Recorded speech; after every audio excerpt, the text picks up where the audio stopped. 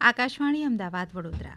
હવે સાંભળશો ગીર સોમનાથ જિલ્લાનો સમાચાર પત્ર. લેખક રાજેશ ભજકોતર. ભારતીય સંસ્કૃતિના રાષ્ટ્રીય સ્વાભિમાન અને અજેય આસ્થાના પ્રતીક સમાન પ્રથમ જ્યોતિર્લિંગ શ્રી સોમનાથ મહાદેવના સાનિધ્યમાં સોમનાથ સ્વાભિમાન પર્વની ભવ્ય ઉજવણીનો પ્રારંભ થયો છે. આ મહોત્સવ માત્ર એક ધાર્મિક ઉત્સવ નથી, પરંતુ સોમનાથના 1000 વર્ષના સંઘર્ષ, બલિદાન અને પુનઃનિર્માણની અપ્રતિમ ગાથાને નવી પેઢી સુધી પહોંચાડવાનું એક માધ્યમ છે. આ પર્વમાં જોડાવા માટે રાજ્ય સરકાર દ્વારા 4 મહાનગરોથી વિશેષ ટ્રેન દોડાવવામાં આવી છે, જેના ભાગરૂપે આજે રાજકોટથી વિશેષ ટ્રેન સોમનાથ રેલવે સ્ટેશન ઉપર આવી હતી.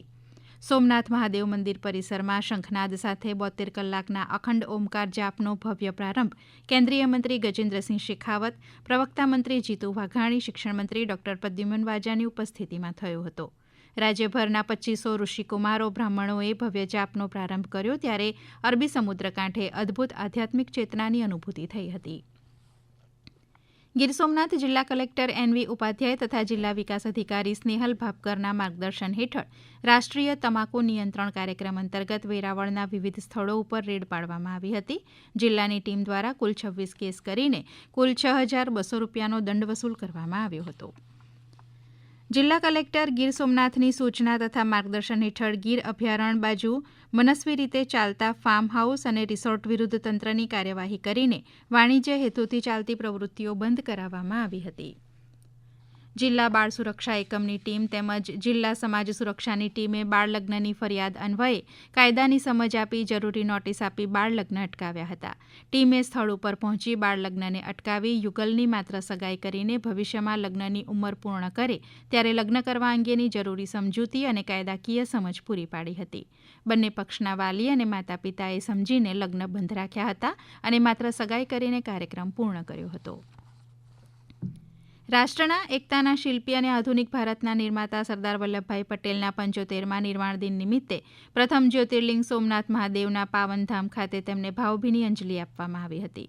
સોમનાથ મંદિર પરિસરમાં સ્થાપિત સરદાર વલ્લભભાઈ પટેલની પ્રતિમાને ટ્રસ્ટના અધિકારીઓ અને તીર્થ પુરોહિતો દ્વારા મંત્રોચ્ચાર સાથે પુષ્પાંજલિ અને ભાવાંજલિ અર્પણ કરાઈ હતી.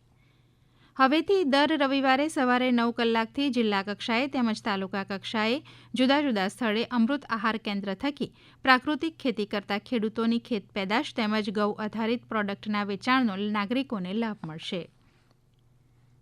ગીર સોમનાથ જિલ્લા તમાકુ નિયંત્રણ સેલ આરોગ્ય શાખા ગીર સોમનાથ દ્વારા તમાકુ મુક્ત યુવા અભિયાનના 3જા તબક્કા અંતર્ગત છેલ્લા 68 દિવસમાં જિલ્લાને તમાકુ મુક્ત કરવા વ્યસન વિરોધી ઝુંબેશ હાથ ધરવામાં આવી છે. કલેક્ટર દ્વારા તમામ સરપંચ તથા તલાટી કમ મંત્રીને આરોગ્ય વિભાગના સંકલનમાં રહી જિલ્લાના તમામ ગામો સ્મોક ફ્રી થાય તે માટે પત્ર દ્વારા સૂચનાઓ આપવામાં આવી છે.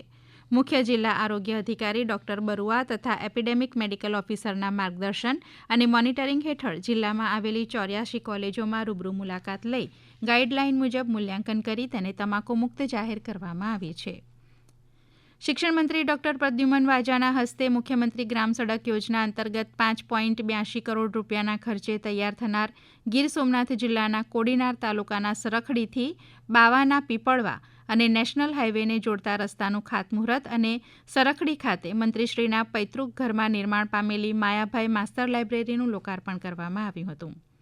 શ્રી સોમનાથ સંસ્કૃત યુનિવર્સિટી વેરાવળના વેદ વિભાગ દ્વારા કેન્દ્રીય સંસ્કૃત યુનિવર્સિટી દિલ્હીના આર્થિક સહયોગથી 18 થી 20મી ડિસેમ્બર દરમિયાન ત્રિદિવસીય વૈદિક ગણિત કાર્યશાળાનું આયોજન કરવામાં આવ્યું હતું. આપ સાંભળી રહ્યા હતા ગીર સોમનાથ જિલ્લાનો સમાચાર પત્ર. લેખક રાજેશ ભજકોતર. પ્રસારણ આકાશવાણીના અમદાવાદ વડોદરા કેન્દ્ર પરથી કરવામાં આવ્યું.